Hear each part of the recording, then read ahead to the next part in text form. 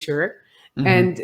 And what do you think is the most important element of an organizational structure, other than this fluidity that you just said? Is it like going from the management? Is like the structure of the company? Is it like the way that they manage the different units and the new opportunities outside, so forth? Well, I think in general there again there are essentially three aspects. One is definitely the cultural aspect. No? So I will mention the three so I don't forget. One is culture, one is technology, let's say, and one is the organizational structure. And the culture is really important, and it often comes from leadership. Comes from for example, I've been working with a higher group in the last 2 years, and a lot of what the organization has been able to achieve in the last decades. It comes from this visionary leader, the CEO Jean Grumin, that is an extremely well-read and very enthusiastic thinker that has been pushing these waves of narrative shift through the organization until he built an organization where the culture is so strong, the entrepreneurial culture is so strong that now they attract entrepreneurs. They don't even need anymore to select and to because the people they attract, they're always and already thinking this way. And so first of all, if you're a leader in your organization, what you need to do, you need to build this culture. You need to build these narratives of expanded opportunities, narrative of entrepreneurship, narrative of human development, and so on.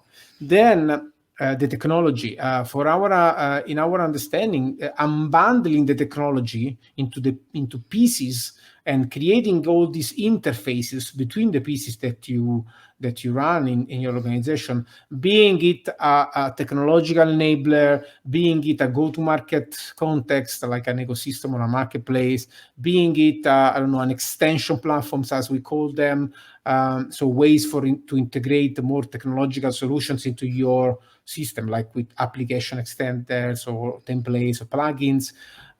So having the technology, seeing the technology as this unbundled set of pieces that you can recombine and rebundle nearer to the customers, that's extremely important.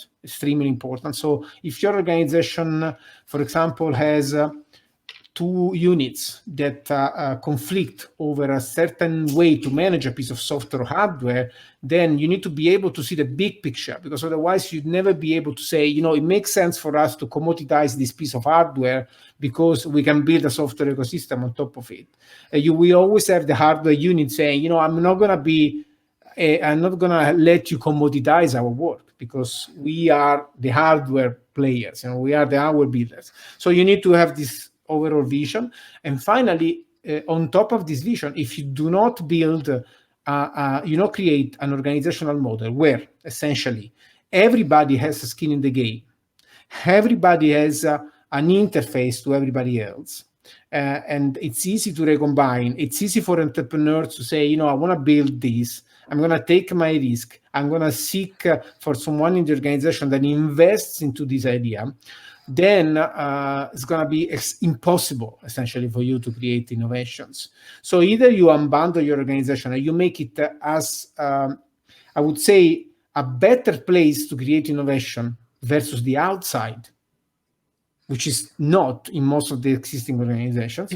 Then you're not going to have innovations. So the big questions for organizations today is this.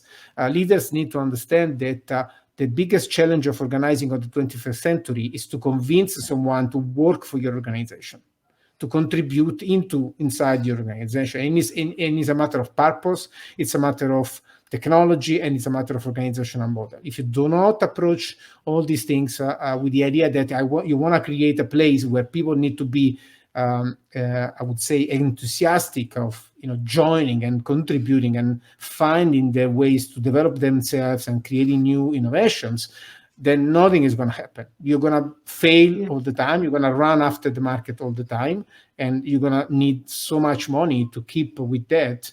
That is going to be very challenging for your organization to play a decent role.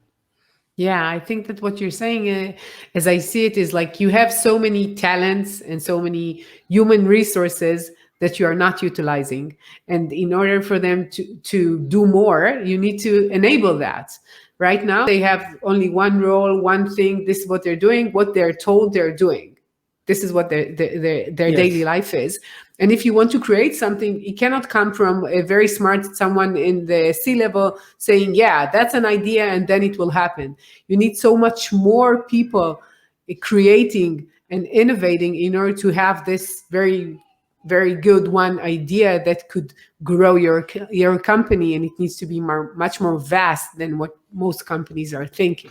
Yeah, and maybe I can challenge a little bit this last point that I don't. I think another big important thing to understand that today is not just no more just about the big ideas as well, is that the growth that we can generate in a world that is much more interconnected and where the small is much more capable is a growth that is made of many small or medium pieces. So markets are going to be much more vertical, much more managed, much more contextual. So imagine that the future is going to be much less about Airbnb and much more about 1,000 hospitality platforms that serve specific niches. So to develop this, you need a pervasive entrepreneurship. You need pervasive leadership. You need 1,000 leaders. You don't just need one. So even if you think about Uber, for example, when Uber was challenged by growing in different cities, they pushed the profit and loss a lot into the hands of the regional leaders, the city leaders. So growth in a world that is hyper connected is happening in a very pervasive and micro way. So it's not even about doing a lot of bets until you get the big bet. It's about embracing this idea that you don't want to direct growth in a certain direction, but you need to capture growth opportunities as they emerge in the context. And to do this, you need empowered professionals that are able to take ownership for their market, to manage their money, manage their teams, managing their profit or loss, so that they can add that bit of success that is going to make the success of the organization. And this is going to it's very challenging. For example, for one thing, that is profit maximization. This is why embracing an ecosystemic organization where strategy is much more emergent and where direction is there is much more creative entropy of the organization going in this market, that product. It's challenging for the idea that we have the corporate as a machine to maximize shareholder value. Because shareholder value is completely decontextualized, while growth in the future is much more contextual. So we're moving away from the monolithic organization in what, for example, my friend Nora Bateson calls the trans-contextual organization. And the trans-contextual organization is much more related to people on the field, in the context, that understand what value they can create without obsessing about maximizing the profit generation capabilities, but maybe much more invested into creating something that is important for the people that use the services and is resilient as becomes part of daily lives for many professionals and individuals. So what you're saying is that companies need to be more open-minded, in a sense that they need to understand what's going on within the field, and therefore they need someone there. They cannot be all the C-level cannot just distribute to all of the locations, so they need so many people out there.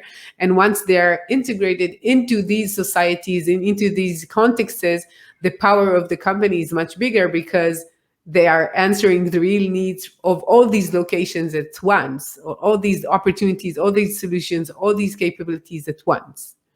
Yes, I mean, it becomes a much more, it's not just about piloting growth and opportunities from your office in San Francisco. It's really about being in the context, being in the space. And CEOs and C levels in general, also, but in general, management layers in existing organizations, they need to care about their jobs, because the path they are on most of the times with this monolithic approach to markets is a path of irrelevance and failure.